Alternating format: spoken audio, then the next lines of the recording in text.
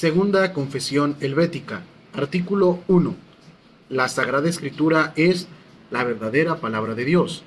Creemos y confesamos que los libros canónicos de los santos profetas y apóstoles en ambos testamentos son la verdadera palabra de Dios, que poseen fuerza y fundamentos suficientes sin necesidad de ser confirmados por los hombres, pues Dios mismo ha hablado a los padres, profetas y apóstoles y prosigue hablándonos a nosotros por las sagradas escrituras. La Biblia nos enseña de manera perfecta lo que es toda la piedad.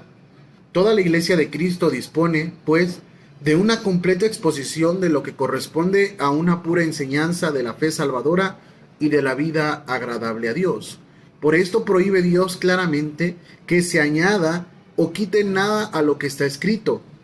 En esto se basa nuestra opinión de que en esas escrituras se nos ofrecen la verdadera sabiduría y la piedad, el perfeccionamiento y cómo dirigir las iglesias, la enseñanza en todos los deberes de la piedad y también la demostración de las doctrinas y la refutación de todos los errores y de igual modo todas las amonestaciones necesarias. Ya lo señala la palabra apostólica que dice: toda escritura es inspirada por Dios y útil para enseñar. También dice el apóstol a Timoteo: esto te escribo para que sepas cómo conviene comportarse en la casa de Dios. La Biblia es la palabra de Dios. E igualmente escribe el mismo apóstol a los tesalonicenses: cuando recibisteis la palabra de Dios que os predicamos, recibisteis no la palabra de hombres, sino verdaderamente la palabra de Dios. El Señor mismo ha dicho en el Evangelio: porque no seréis vosotros los que hablaréis, sino el Espíritu de vuestro Padre hablará en vosotros. Por eso el que os oiga me oye a mí, y el que os deseche me desecha a mí. La predicación de la palabra de Dios es palabra de Dios. Por consiguiente, si hoy en día es anunciada dicha palabra de Dios en la iglesia por predicadores debidamente autorizados, creemos que la palabra de Dios misma es anunciada y escuchada por los creyentes, pero igualmente creemos que no debe inventarse ninguna otra palabra de Dios o esperar que vaya a venir del cielo. Por otra parte, hemos de poner la atención en la palabra de Dios misma más que en el predicador, porque incluso si se tratase de un hombre malvado y pecador, la palabra de Dios permanece igualmente verdadera y buena. Consideramos que tampoco ha de pensarse que la predicación pronunciada sea de escasa utilidad por el hecho de que la enseñanza de la verdadera religión depende de la iluminación del Espíritu Santo. Y es que está escrito: y no enseñará más ninguno a su prójimo, ni ninguno a su hermano conoce al Señor, porque todos me conocerán. Y así que ni el que planta es algo, ni el que riega, sino Dios que da el crecimiento. Aunque en verdad nadie viene a Cristo si el Padre no le lleva, y sin que sea iluminado interiormente por el Espíritu Santo, sabemos, sin embargo, que la voluntad de Dios es que su palabra sea predicada públicamente en todas partes.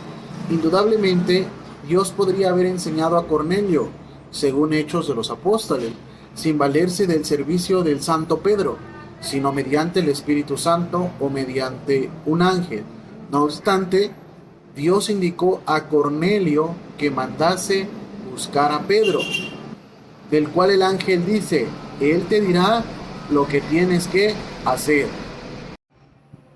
Y es que el mismo que ilumina a los hombres interiormente con el don del Espíritu Santo, ordenó a sus discípulos: id por todo el mundo, predicad el Evangelio a toda criatura. Por eso, el apóstol Pablo, estando en Filipos, predicó el Evangelio externamente a Lidia, la comerciante de púrpura. Pero el Señor le abrió el corazón. E igualmente hallamos que Pablo, según Romanos 10, 13, 17, luego de desarrollar inteligentemente sus ideas, llega a esta conclusión: luego, la fe es por el oír, y el oír por la palabra de Dios.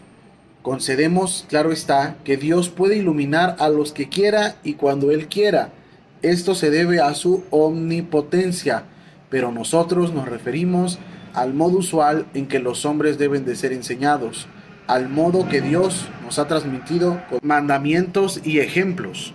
Por consiguiente, condenamos todas las falsas doctrinas de Artemón, los maniqueos, los valentinianos y las de Cerdón, y los arcionistas, quienes han negado que las Santas Escrituras sean obras del Espíritu Santo, o no han reconocido parte de ellas, o se han permitido escribir en ellas intercalaciones y realizar mutilaciones.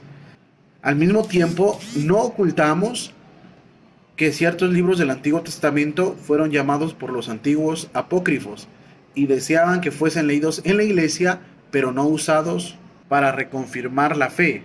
Así, Agustín en su libro La ciudad de Dios recuerda que en los libros de los reyes se mencionan nombres y libros de ciertos profetas, pero Agustín añade que dichos libros no figuran en el canon y que los libros que tenemos bastan para la piedad.